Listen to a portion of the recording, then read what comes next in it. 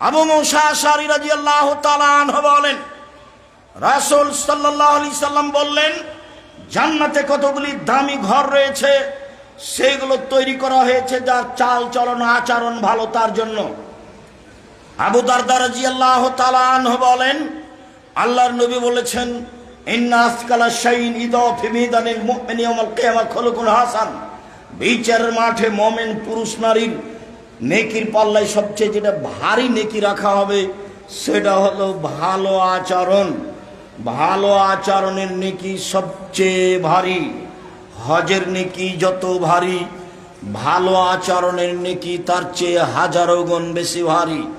রমজানের সিয়ামের নেকি যত ভারী, ভালো আচরণের নেকি তার চেয়ে হাজারো গুণ বেশি ভারী। 5 ওয়াক্ত সালাত আদায় করতেই হবে, মানুষ করতে বাধ্য। এরপরেও 5 ওয়াক্ত সালাতের নেকি যত ভারী, ভালো চাল চলনের নেকি তার চেয়ে হাজারো গুণ বেশি ভারী। ইন্না আসকালা শাইইন, সবচেয়ে বেশি ভারী। সেটা আবার নেকি, সেটা কি? ভালো কথা, ছেলেটা খুব ভালো, এই যে ভালো, এটা ছেলেটার স্বভাব খুব ভালো, এই যে এটা ছেলেটার মুখ খারাপ নয়, ছেলেটা আমাদের সাথে খুব ভদ্রতা বজায় রেখে কথা বলে, স্বভাবটা খুব নরম, এইটার নাম হলো ভালো আচরণ। কথা বোঝা যায়নি মনে হয়। এইটার একটা নেকি আছে যে সবার চেয়ে ভারী। এ কথা আমি বলিনি, এ কথা মুহাম্মদ সাল্লাল্লাহু আলাইহি সাল্লাম বলেন। তিনি এখানে বলেন যে দামি ঘর পাবে যারা, তার সবচেয়ে আগে যে আছে সে হলো যার ভালো আচরণ। 2, অতাবা সিয়ামা, নিয়মিত নফল সিয়াম থাকে যে। বৃহস্পতিবার সোমবার সিয়াম থাকতে হবে। আশা যে আজকে ছিলেন, যদি না হয়ে থাকে তাহলে সামনে সোমবার থেকে চালু করা উচিত। আল্লাহ নবী বলছেন, আমি বৃহস্পতিবার সোমবার সিয়াম পালন করা ভালোবাসি। কেন? এই 2 দিনে মানুষের পাপ নেকির রিপোর্ট পেশ করা হয়। ওয়ানা উহি ওয়াইরফা আমালি ওয়ানা সায়েম, আমি ভালোবাসি আমার যখন পাপ নেকি পেশ করা হবে তখন আল্লাহ দেখুক যে আমি সিয়াম আছি। দেখো দেখো আমার রিপোর্ট, দেখো আমার রিপোর্ট। আল্লাহর নবী, আচ্ছা আপনি শাবান মাসে এত বেশি সিয়াম থাকেন কেন? আল্লাহ রাসূল বলছেন, আরে শুনো, যাকা শাহরুন বাইনা রজব ও রমজান, শাবান হলো এমন একটা মাস যেটা রজব ও রমজানের মাঝে। শাবান এমন একটা মাস যেটা রজব ও রমজানের মাঝে। শাবান এমন একটা মাস যেটা রজব ও রমজানের মাঝে। এই মাসে বাৎসরিক রিপোর্ট পেশ করা হয়। ওয়ানা উহিব্বাইর ফামালি ওয়ানা সাহেম, আমি ভালোবাসি। বাৎসরিক রিপোর্ট যখন আল্লাহর কাছে পেশ করা হবে তখন আমার রিপোর্টটা বাৎসরিক দেখুক যে আমি সিয়াম আছি। তো আমার তো আর জানা নাই সেই দিন কোন দিন, যার কারণে শাবানের প্রথম থেকে চলতেই থাকে। 1, 2, 15, 20, 25 যেন ফাঁক না পড়ে। কিভাবে ভারত বাংলাদেশ পাকিস্তানের আলেম ওলামা জেনে নিল সেদিন নাকি 15ই শাবান। তাই তারা কলকারখানা, অফিস আদালত, কোর্ট কাছারি, শিক্ষা প্রতিষ্ঠান সবকিছু বন্ধ করে রাতে গোসল করে আতর গোলাপ মেখে সিয়াম থাকে। রাসূল সাল্লাল্লাহু আলাইহি সাল্লাম এটা বুঝতে পারেননি। তো রিপোর্টটা ধরার জন্য জীবন বাজি রেখে শাবান মাসে বেশি বেশি সিয়াম পালন করতেন। সাপ্তাহিক রিপোর্ট কোন কোন দিন? বৃহস্পতিবার সোমবার। বাৎসরিক রিপোর্ট কোন মাস? শাবান মাস। রিপোর্ট সিয়াম অবস্থায় দেখানোর জন্য যিনি জীবন বাজি রেখে চেষ্টা করতেন তিনি কে? মুহাম্মদ সাল্লাল্লাহু আলাইহি সাল্লাম। আল্লাহর নবী বললেন, নফল সিয়াম পালন করে যে তার জন্য এই দামি জান্নাত। আতামাত্তামা, দোস্ত গরিব ফকির মিসকিনকে খেতে দেয় যে তার জন্য এই দামি জান্নাত। হিন্দুও যদি অসহায় অবস্থায় টাকা চাই দিবেন, নিজে যখন দাওয়াত দিয়ে খাওয়াবেন তখন পরহেজগার মানুষকে খাওয়াতে হবে। এই জন্য আলেম ওলামাদের দাওয়াত দেওয়া হয়, এটা ঠিকই আছে। এখন আলেম ওলামা ভটকে গেছে তো কি করা যাবে? হিফজখানা এদেরকে আরো বোকা বানিয়েছে। ও কোরআন মুখস্থ করতে করতে 12, 14, 16 বছর বয়স হয়ে গেছে, তো যুবক হয়ে গেছে, তো আর তো পড়তে ভালো লাগে না। তখনও সুন্দর একটা টুপি দিয়েছে মাথায়, আবার উঁচু, তার উপরে রুমাল দিয়েছে লাল দিয়ে, মানুষের বাড়ি দাওয়াত খেয়ে বেড়াচ্ছে। আর মানুষও বলছে যে হাফেজ সাহেব, আর বাপেও বলছে যে আমার ছেলেকে হাফেজ করাবো। লোকটাও বলছে আমার আব্বা পাইলট ছিল, তো তাই আমার আব্বার টাকা পয়সা দিয়ে একটা হিফজখানা খুলেছে। কেউ জানে না হিফজখানা কি। আন্ধা কো আন্ধা পড়াতা হ্যায়, না হাফেজ জানে কিছু, না হুজুর জানে কিছু। দোনোকে দোনো সমান সমান হয়, বরাবর হ্যায়, সবাই সমান। আপনি যখন সালাত আদায় করেন তখন ইখলাস আর ফালাক পড়েন, আর যখন হাফেজ সাহেব সালাত আদায় করায় তখন সূরা বাকারা আর আলে ইমরান পড়াই। এইটুকু পার্থক্য। আপনি যেমন জানেন না, ওও তেমন জানে না, তবে আপনি তার চেয়ে বেশি জানেন। কেন? ধর্মকে আপনি ভালোবাসার সুবাদে আপনি পরিশ্রম করেন। ও তো দাওয়াত খাওয়ার তালে আছে, ও পরিশ্রমও করে না। কাজে ধর্ম ওখান থেকে গেছে। চাঁপাইনবাবগঞ্জের ভাষাতে ওর হাঁটুর মালাই ফাটিয়ে ওকে অকেজো করে দেওয়া হয়েছে, ও যেন আর চলতে না পারে, ও যেন আর চলতে না পারে। তো যারা শিক্ষিত জ্ঞানী গুণী মানুষ, টাকা পয়সা আছে, সে বলেছে আসো বাবা আমাদের বাড়িতে আমার আব্বার নামে পড়ে দেয় একটু কোরআন। তো ছেলেরা 10-12টা এসেছে, ওর আব্বার নামে কোরআন মাজিদ পড়ছে, ঘন্টাখানেক হয়েছে। তখন হাফিজ সাহেব বলছে যে স্যার পড়া হয়ে গেছে। ও তাড়াতাড়ি হয়ে গেল, আচ্ছা ঠিক আছে, তোমরা দুপুরে এসে খেয়ে যায়। খাওয়ার সময় কিছু টাকাও দিয়েছে, ভালো খাওয়ারও দিয়েছে, ওর আব্বা নামে কোরআন মাজিদ পড়ে দিয়েছে। এখন ওরা যাচ্ছে, বলছে তুই কয় পারা পড়েছিলি রে? বলে আমি 1 পারা। তুই কতটুকু? বলে আমি 1 পৃষ্ঠা। তুই? আমি পড়িনি, আমি এমনি ঝোঁকছিলাম। ধর্ম পাগল হয়নি, ধর্ম এমন নয়।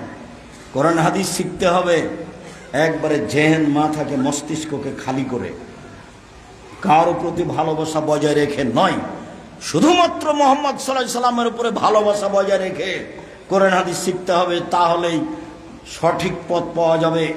ভুল পথের অভাব নেই, অসংখ্য ভুল পথ।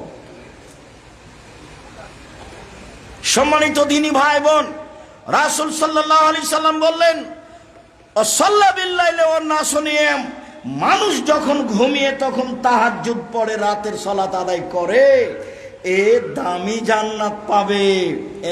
1, ভালো আচরণ, দামি জান্নাত পাবে। 2, নফল সিয়াম, দামি জান্নাত পাবে।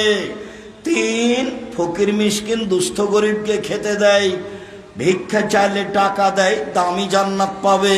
4, নিয়মিত রাতে সালাত আদায় করে, দামি জান্নাত পাবে।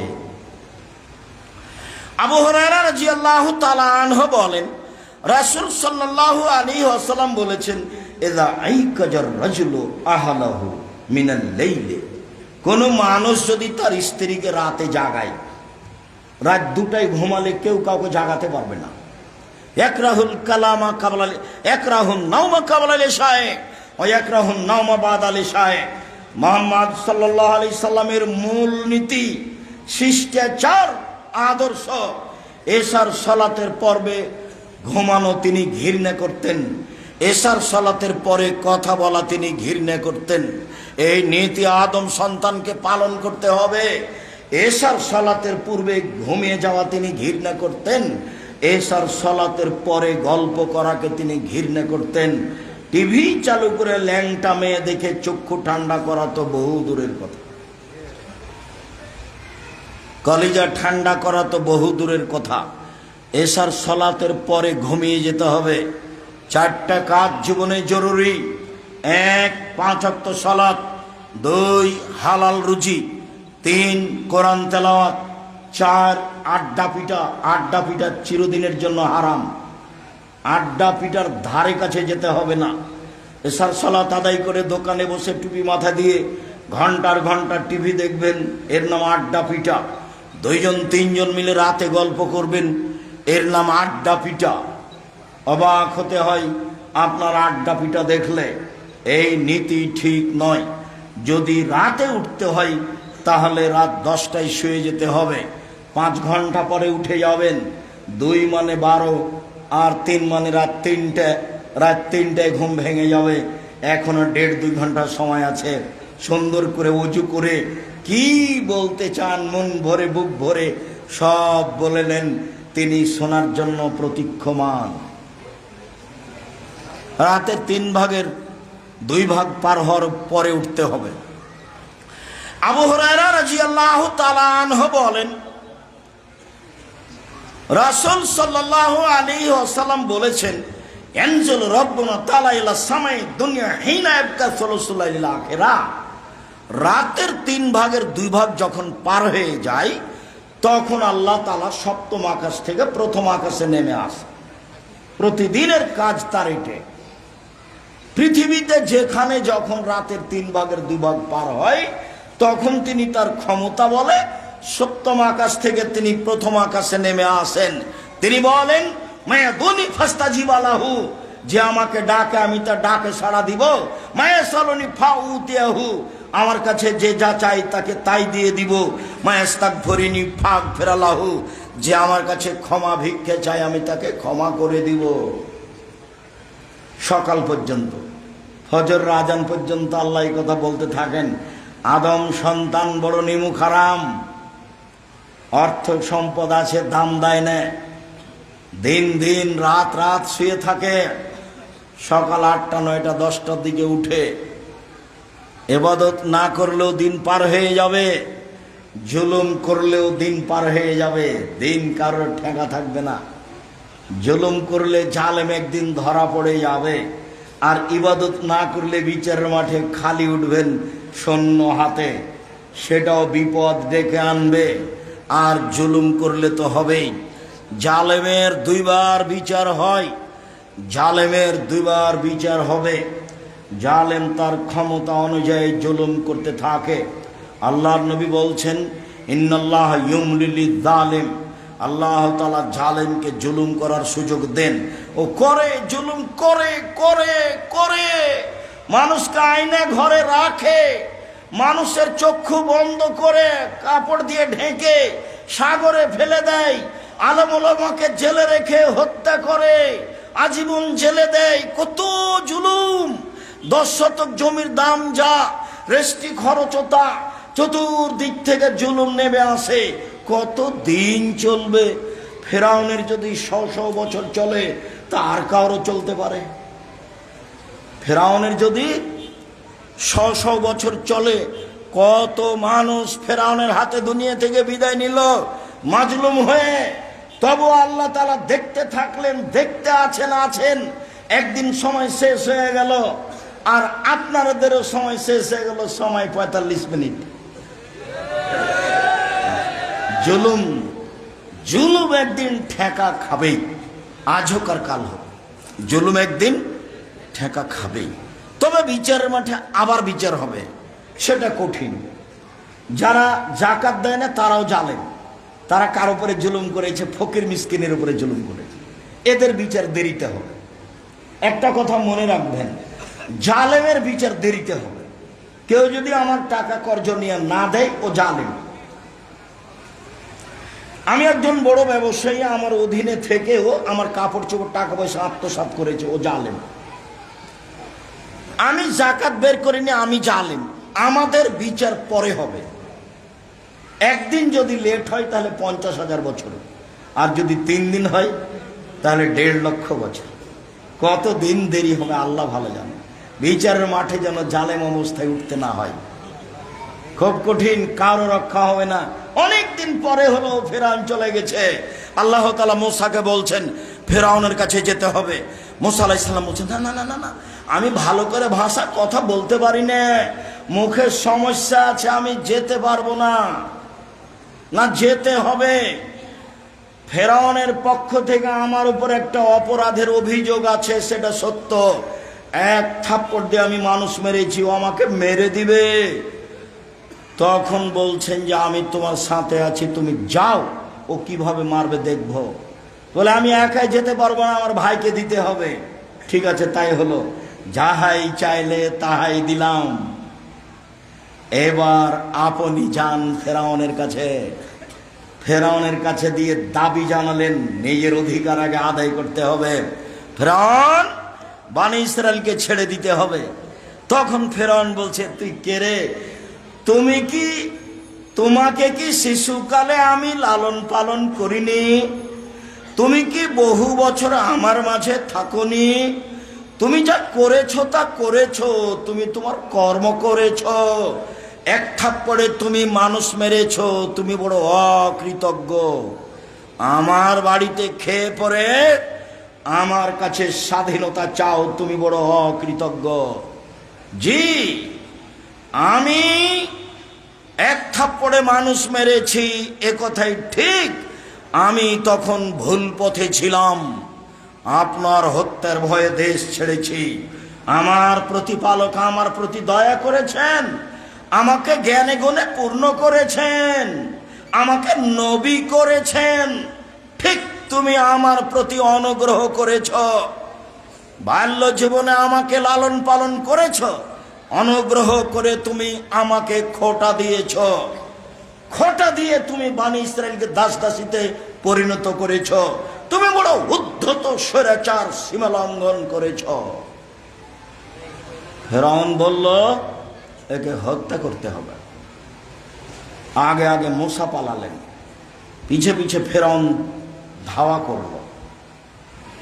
সঙ্গী সাথী বললেন, ইন্নাল্লাহ মুদরাকুন, আমরা আটকা পড়েছি।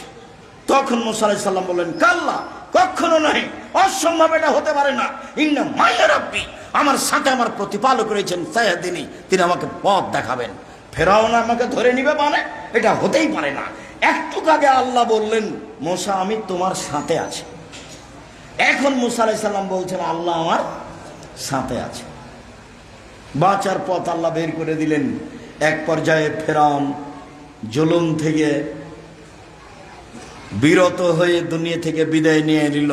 বলল, আন্নাহু লা ইলাহা ইল্লাল্লাযী আমানাত বিহি বনী ইসরাঈল, আমি ফেরাউন সে আল্লাহকে মেনে নিলাম যে আল্লাহকে বনী ইসরাঈল মেনে নিয়েছে।